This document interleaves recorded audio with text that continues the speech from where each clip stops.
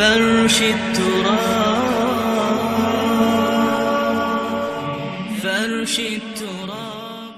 کہ بھی happy new year کا یہ معاملہ آنے والا ہے، تو بس سمجھ لیں کہ یہ کفار کا تہوار ہے جو مسلمانوں میں بھی کافی رائج ہو چکا۔ چلو اگر رائج ہو بھی گیا تو ہم اس کو اچھے طریقے سے رائج کر لیں کہ نیا سال شروع ہونے لگا، سابقہ گناہوں سے بندہ توبہ کرے اور نئے سال میں اچھی اچھی نیتیں کرے کہ اس نئے سال میں اللہ کی عبادت کس طرح کروں گا، میں نیکیاں کس طرح کروں گا، میلاد کر لے یا کوئی بھی نیک کام کر لے، اچھی اچھی نیتیں کر لے، سابقہ گناہوں سے توبہ کر لے۔ ہیپی نیو ایئر تو یہ بتا رہا ہے کہ آپ کا ایک ایئر گزر چکا ہے، جس کو ہم ہیپی کہہ کے منا رہے ہیں وہ یہ بتا رہا ہے۔ میرے پیر و مرشد کی یہاں مجھے بات یہ بھی یاد آتی ہے، وہ برتھ ڈے پہ کہتے ہیں برتھ ڈے پہ لوگ خوشیاں مناتے ہیں، حالانکہ برتھ ڈے یہ بتا رہی ہے کہ اگر آپ کی زندگی 60 سال تھی نا تو اب 1 سال کم ہو گئی ہے۔ اگر آپ اب 30 سال کے ہیں تو آپ کی زندگی 30 سال کی رہ گئی ہے، 31 کے ہو گئے ہیں تو 29 کی رہ گئی ہے۔ جو جو ٹائم گزرتا رہے گا تو اللہ کے ہاں جو بھی آپ کی زندگی ہے وہ ٹائم کم ہو گیا آپ کا، آپ کی عمر بڑھ نہیں گئی، آپ کی عمر تو کم ہو گئی ہے، تو خوشی کس بات کی؟ تو ایئر تو یہ بتا رہا ہے کہ 1 سال گزر گیا، ہم نے اس سال میں کیا کیا۔ لیکن بدقسمتی سے لوگ اس موقع پر جو کہ کفار کا تہوار تھا ہمارے ہاں رائج ہو چکا، اور ایسا رائج ہو چکا کہ بدقسمتی سے جو کام کافروں والے تھے وہ بدقسمتی سے مسلمانوں میں رائج ہو چکے۔ شراب کباب کی محفلیں اور جناب زنا اور بدکاریاں اور پتہ نہیں کیا کیا معاملات اس موقع پر کیے جاتے ہیں۔ حالانکہ شراب کے حوالے سے نبی پاک علیہ الصلوۃ والسلام کے صحابی حضرت عبداللہ ابن عمر رضی اللہ تعالیٰ عنہ کا فرمان ہے کہ فرمایا کہ جو شراب پینے والا ہوگا وہ قیامت والے دن ایسے آئے گا کہ اس کا چہرہ سیاہ ہوگا، مزرقۃ عینا، اس کی آنکھیں نیلی پڑی ہوں گی، مندلعا لسانہ علی صدرہ یسیر لعابہ، اس کی زبان لٹک کے اس کے سینے تک آئی ہوگی اور لعاب نیچے گر رہا ہوگا، یستقبرہ کل من یراہ من نتن رائحتہ، اس کی بدبو کی وجہ سے روز محشر بھی ہر بندہ اس سے گھن کھائے گا، حالانکہ وہ ویسی گرمی کا دن ہوگا، سورج 1.25 میل پر رہ کر آگ برسا رہا ہوگا، لیکن اس بندے سے ہر بندہ گھن کھائے گا۔ پھر آپ نے فرمایا کہ لا تسلموا علی شربۃ الخمر، شراب پینے والوں کو سلام نہ کرو، ولا تعودوہم اذا مرضوا، بیمار ہو جائیں تو عیادت کو نہ جاؤ، ولا تصلوا علیہم اذا ماتوا، اگر مر جائیں تو جنازے میں نہ جاؤ۔ یہ ہر ایک کے لیے حکم نہیں، سرزنش کے لیے جو اچھے لوگ ہیں نیک لوگ ہیں ان کو خاص طور پر یہ حکم ہے کہ وہ ایسے لوگوں کے جنازے میں نہ جائیں تاکہ پتہ لگے بھی فلاں پیر صاحب جو نیک ہیں وہ فلاں کے جنازے میں نہیں گئے، کیوں نہیں؟ وہ شرابی تھا جی، تاکہ لوگ احتیاط کریں، یار نیک بندوں کے جنازے سے بھی ہم محروم رہ گئے شراب پینے کی نحوست سے۔ تو شراب ایک ایسی بدبختی ہے کہ ایک روایت ہے بڑی سمجھانے والی، اگر سمجھ آ جائے تو، حضرت عثمان بن عفان رضی اللہ تعالیٰ عنہ صحابی رسول عثمان غنی، آپ نے ایک دفعہ خطبے میں ارشاد فرمایا ایھا الناس اتقوا الخمر فانھا ام الخبائث، فرمایا شراب سے بچو، شراب سب برائیوں کی ماں ہے، سب برائیوں کی جڑ ہے۔ پھر فرمایا ایک قصہ سنایا، کہا کہ ایک شخص تھا جو کہ تم پہلے لوگوں میں تھا، عبادت بہت کرتا تھا، خوبصورت تھا، عبادت گزار بھی تھا، تو ایک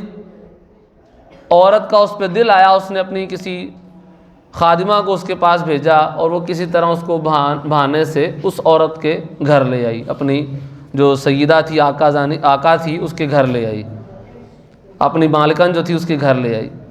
اب وہ اس نے دروازے وغیرہ بند کیے، اس کے پاس شراب کا ایک مٹکا موجود تھا، عورت کے پاس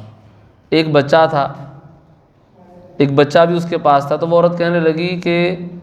تو مجھ سے علیحدہ نہیں ہو سکتا یہاں تک کہ تو یہ شراب کا یہ پورا پیالہ پیے، برتن پیے،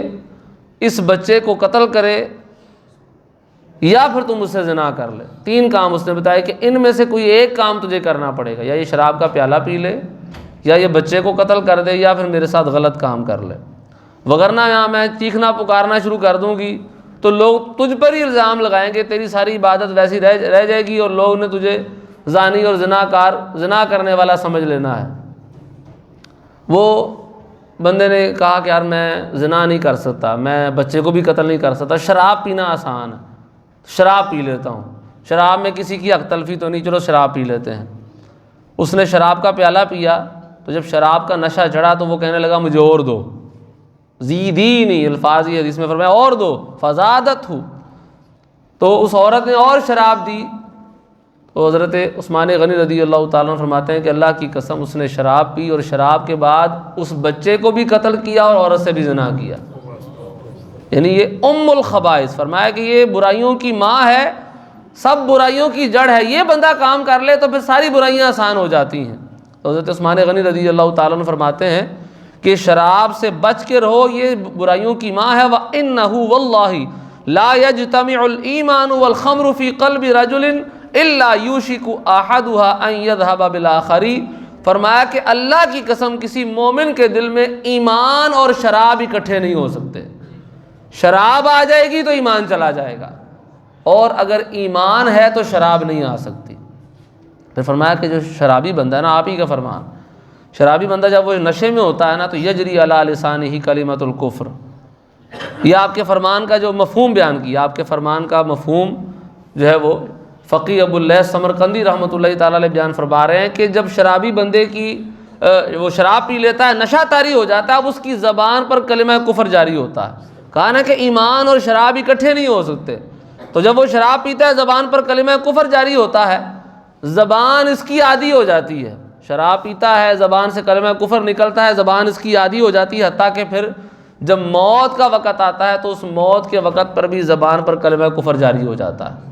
اور اگر موت کے وقت ایمان بندے کے دل سے نکل جائے تو پھر ہمیشہ کے لیے جہنم اس کا ٹھکانہ. تو لہذا اس لیے میری گزارش ہے کہ ہیپی نیو ایئر جو ابھی منانے کا سلسلہ ہوگا اس کو منائیں، لیکن ایسا منائیں کہ جو مسلمانوں والا منانا ہے. 2 نفل 4 نفل توبہ کے پڑھے، سابقہ گناہوں سے بندہ توبہ کرے، گھر میں کوئی چھوٹی سی محفل کر لے جس میں مناجات ہوں، کوئی نعتیں ہوں، کوئی اللہ کی بارگاہ میں گریہ وزاری ہو، اور نئے سال کے لیے نئے عہد ہوں اگر کچھ کرنا ہی ہے تو.